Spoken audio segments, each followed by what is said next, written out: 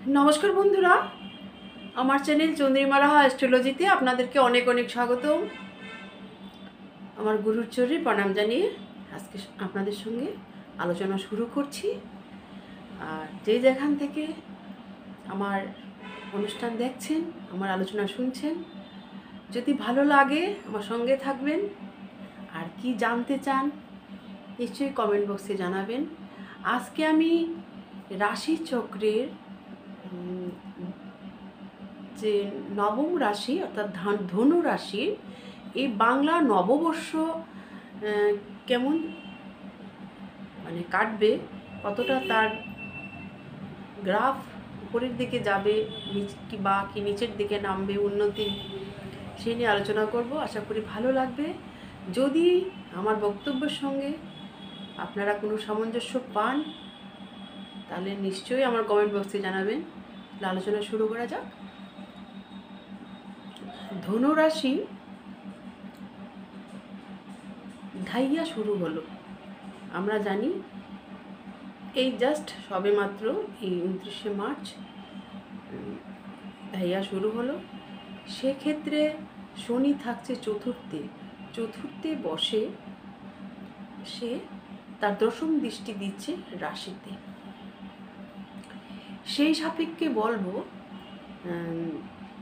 শনির চতুর্থে অবস্থানের কারণে এবং রাহুও বছরের প্রথম একটা মাস মানে বৈশাখ মাস বলতে পারি,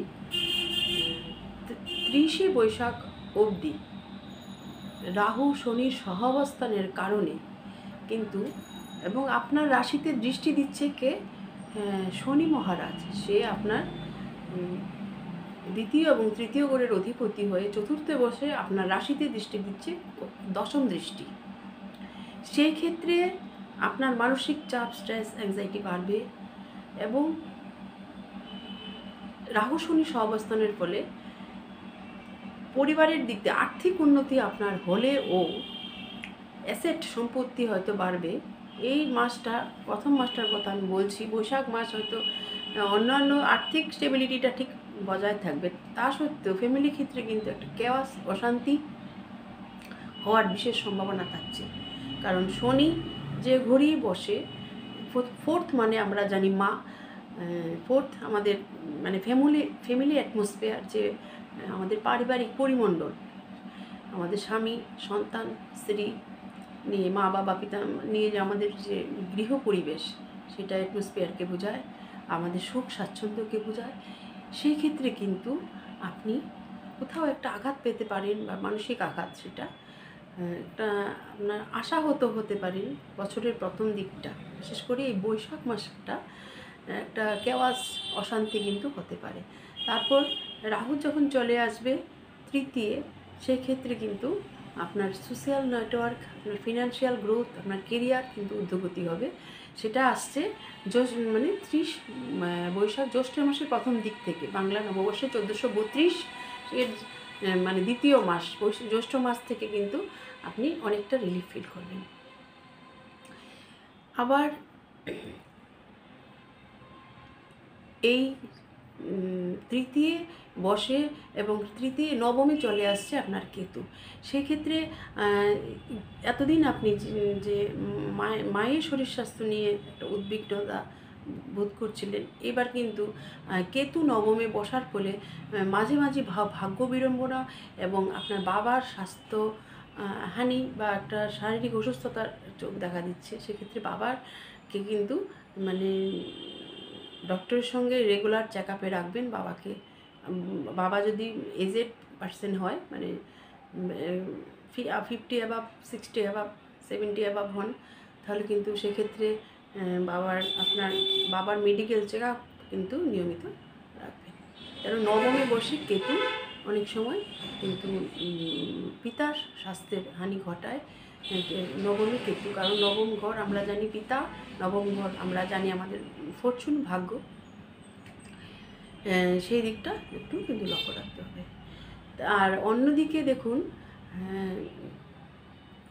এই বছর মানে 1432 30 বৈশাখ কোথায় ঢুকছে? 14 মে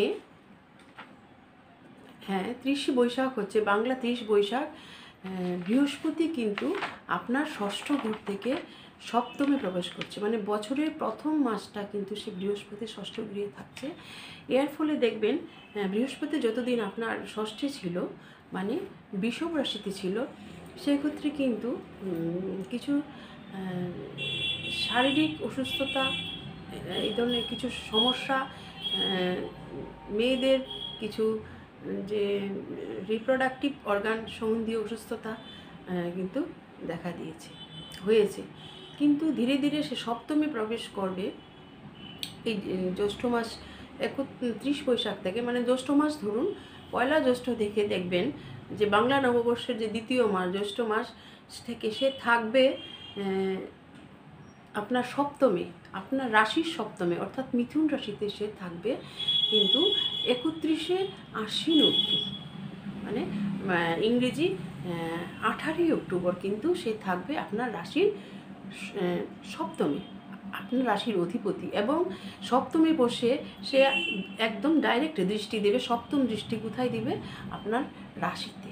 সেক্ষেত্রে মনে রাখবেন আপনাদের একটা গোল্ডেন অপরচুনিটি কিন্তু এই সময় আপনাদের একটা খুব ভালো সময় এটা, এই সময়টাকে একদম সম্পূর্ণভাবে ইউটিলাইজ করার চেষ্টা করবেন।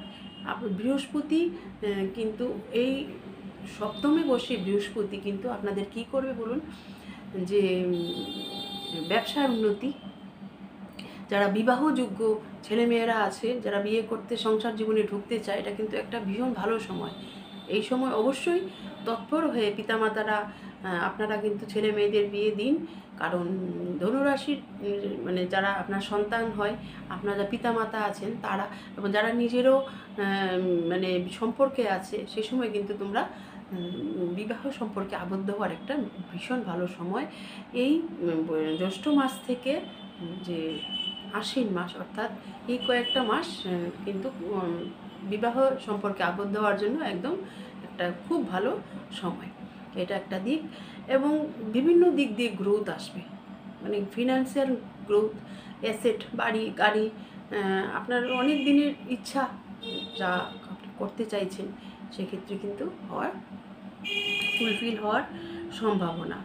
আর সপ্তমে বৃহস্পতি নিজের রাশিকে দৃষ্টি দিচ্ছে, এ সময় মন কিন্তু আপনার অনেকটাই প্রফুল্ল ভাব থাকবে। যদিও শনির ধাইয়া চলছে, শনির দৃষ্টি আপনার রাশিতে আগামী 2.5 বছর থাকবে, তথাপি বৃহস্পতির দৃষ্টির ফলে আপনি কিন্তু অনেকটা এই সময়টা হালকা বোধ করবেন। কখন?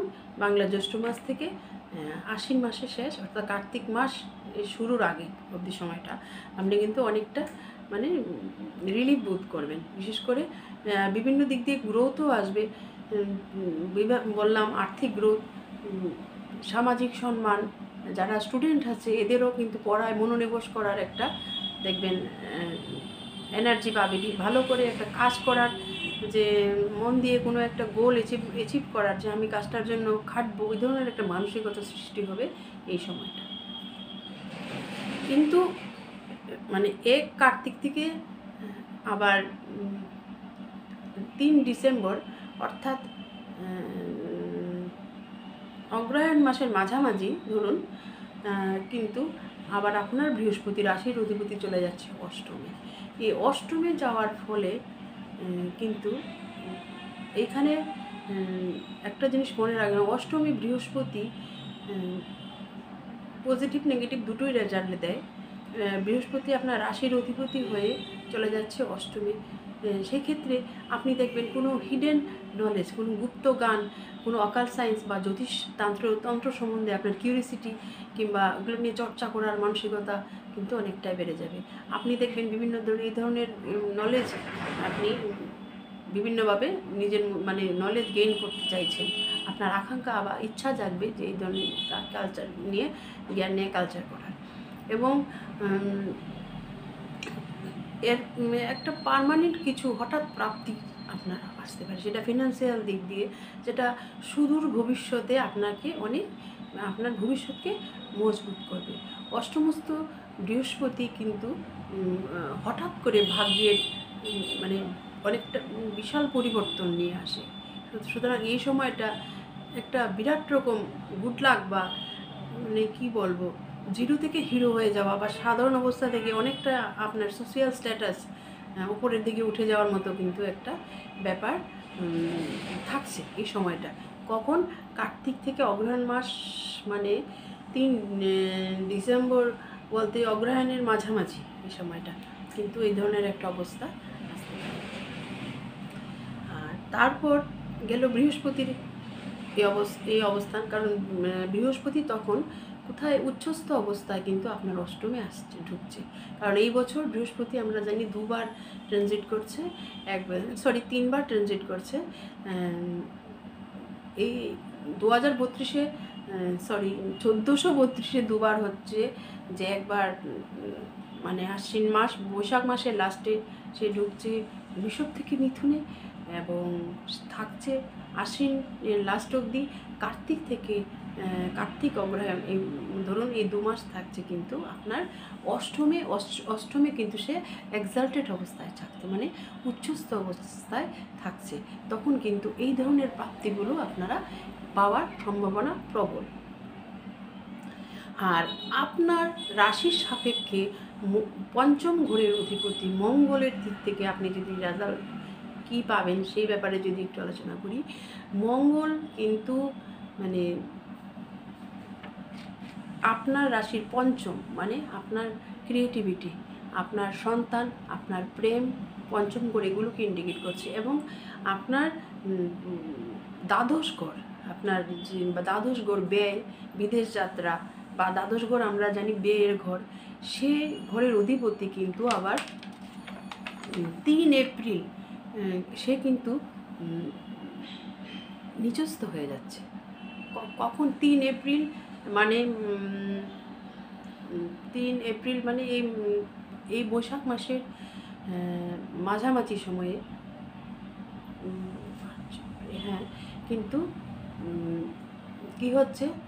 নিচস্থ হচ্ছে। সে কে? আপনার সেই আপনি দেখবেন এনার্জি হঠাৎ করে হারিয়ে ফেলছেন, হঠাৎ করে আপনার ইমিউনিটি পাওয়ার হয়তো কমে যায়, শরীরের রোগ প্রতিরোধক ক্ষমতা, ইমিউনিটি পাওয়ার কমে গেল, মানসিক শক্তি, শরীরের ব্লাড রিলেটেড কোনো হিমোগ্লোবিন কমে যাওয়া, যেহেতু মঙ্গল নিচস্থ হচ্ছে, আপনার সন্তানের শরীর স্বাস্থ্য নিয়ে, আপনার প্রেমের ক্ষেত্রে সমস্যা হওয়া, প্রেমের ক্ষেত্রে ব্যয় বৃদ্ধি পাওয়া, এই সমস্যাগুলো আসতে পারে।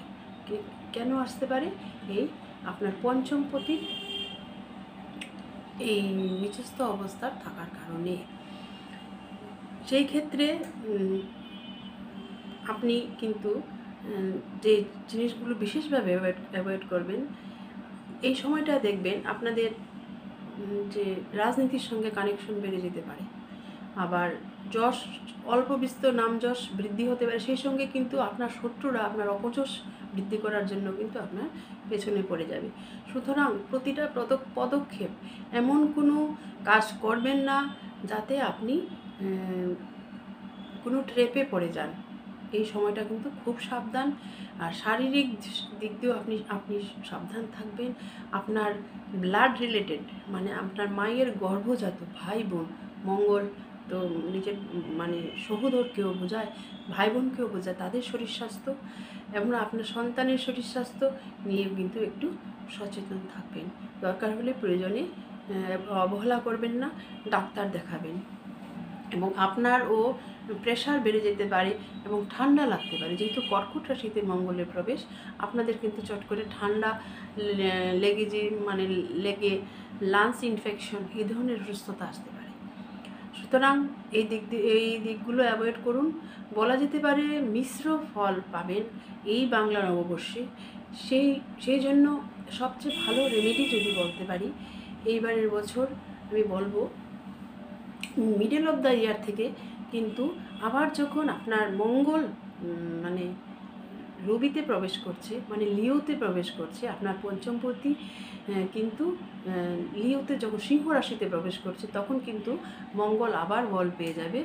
সেই ক্ষেত্রে কিন্তু আবার দেখবেন যে সমস্যাগুলো এসছিল, সন্তান নিয়ে সমস্যা, প্রেম নিয়ে সমস্যা, শারীরিক সমস্যা, ব্লাড রিলেটেড সমস্যা, অর্থাৎ রক্ত সঙ্গে যুক্ত অসুখ বিসুখগুলো কিন্তু হঠাৎ আপনি আবার ভালো হয়ে যাবে বা রিকভার করার একটা যোগ আসছে, এবং আপনি অনেকটা মানসিক এবং শারীরিক বল কিন্তু ফিরে পাবেন। সুতরাং ভালো মন্দ মিলিয়ে মিশ্র এই বাংলা বছর বলা যেতে পারে 1432 ধনুরাশির ক্ষেত্রে, কিন্তু অপরচুনিটি কিন্তু আপনি অনেকটাই পাবেন। আপনার মধ্যে দেখবেন একটা ট্রান্সফরমেশন, একটা রূপান্তর, একটা মানসিক পরিবর্তন। সেই পরিবর্তনটা বিশেষ করে আপনার স্পিরিচুয়ালিটি, আপনার আধ্যাত্মিক দিক থেকে মনের একটা পরিবর্তন আসবে। যে যতই আমাদের চারিদিকে মানে সুখ স্বাচ্ছন্দ্যের উপকরণগুলো, পার্থিব সুখ স্বাচ্ছন্দ্যের উপকরণগুলো থাকুক না কেন, জীবনের উদ্দেশ্য কিন্তু আমাদের এই যে কি বলবো, চৈতন্য স্বরূপ সত্তা ঈশ্বরকে লাভ করা, সেই সত্তার সঙ্গে যুক্ত হওয়ার জন্যই আমরা এই শরীর ধারণ করেছি। এই তথ্যটা, এই জীবনের সত্যটা কিন্তু আপনি উপলব্ধি করবেন, একটা মানসিক পরিবর্তন, একটা স্পিরিচুয়াল গ্রোথ। কারণ বৃহস্পতি নিচস্থ অবস্থা থেকে যখন ইয়েতে প্রবেশ করবে, আপনার অষ্টমস্থ মঙ্গল এবং বৃহস্পতি আপনার নবমে প্রবেশ যখন করবে আগস্ট মাসের দিকে, তখন কিন্তু আপনার মনের একটা চেঞ্জ আসবে, যে জীবনকে আধ্যাত্মিকতা ছাড়া, ঈশ্বর ছাড়া আমাদের কোনো অস্তিত্বই হতে পারে না। এই জিনিসটা আপনি অনুভব করবেন এবং সেই চেঞ্জ কিন্তু আপনার মানে জীবনে একটা পজিটিভ পরিবর্তন আনবে। এই জন্য কিন্তু এই বছরটি একটা উল্লেখযোগ্য বছর। কিন্তু আমাদের কিন্তু আলটিমেটলি পৃথিবী ছেড়ে যেতেই হবে। এই মানে পৃথিবী, আমাদের যা জড়জগৎ সবটাই কিন্তু অস্থির, এখানে আমরা চিরদিন বাস করতে আসিনি, এটা একদম ভীষণ সত্য কথা। সুতরাং ঈশ্বরকে ভুলে, সেই একটা কসমিক এনার্জি যার অংশ আমি আপনি সবাই, তাকে বাদ দিয়ে কিন্তু কিছু হতে পারে না। এই পৃথিবীতে আমরা চিরদিনই নই, যেখান থেকে এসেছি সেখানেই আমরা যাব। সেইটা ভেবে আপনি পজিটিভিটি নিয়ে, সতর্কতা নিয়ে, ভীষণ অনেস্টলি প্রতিটা পদক্ষেপে এগিয়ে যান, পদক্ষেপ নিন। কোনো রকম ল লিটিগেশনে যেন আপনি জড়িয়ে না পড়েন, কোনো রকম বেআইনি কাজ, ইলিগেল কাজ যেন আপনার দ্বারা না হয় এবারে বছর। আপনি কিন্তু ভীষণ সাবধান, কারণ অষ্টমে মঙ্গল, সেই ক্ষেত্রে কিন্তু কোনো পুলিশ সংক্রান্ত সমস্যা, আইনি সমস্যা হতে পারে। সুতরাং ভীষণ অনেস্টলি চলুন, আপনি কিন্তু অনেক অনেক ভালো রেজাল্ট পাবেন। আর মানসিক যে একটা মুড সুইংয়ের ব্যাপার, অনেক সময় নিজেকে ফ্রাস্ট্রেশন বা ডিপ্রেসড ফিল করতে পারেন আগামী 2.5 বছর, যেহেতু শনির দৃষ্টি আপনার রাশিতে পড়ছে। তার জন্য বলবো প্রচুর প্রচুর মেডিটেশন, ধ্যান, প্রাণায়াম, পজিটিভিটি নিয়ে এগিয়ে চলুন, সাত্ত্বিক জীবনযাত্রা করুন, প্রকৃতির কাছাকাছি থাকুন। জীবনে অনেক আশীর্বাদ, ঈশ্বরের আশীর্বাদ অবশ্যই আপনার জীবনে বর্ষিত হবে। অনেক অনেক ধন্যবাদ আমার সঙ্গে থাকার জন্য। কমেন্ট বক্সে জানাবেন, আর হনুমান চল্লিশা পড়ুন, গুরুর নাম ধ্যান করুন, জীবনের সমস্যা কিন্তু দূরীভূত হবে। ভালো থাকবেন, সুস্থ থাকবেন। অনেক অনেক ধন্যবাদ। জয় তো বামনি।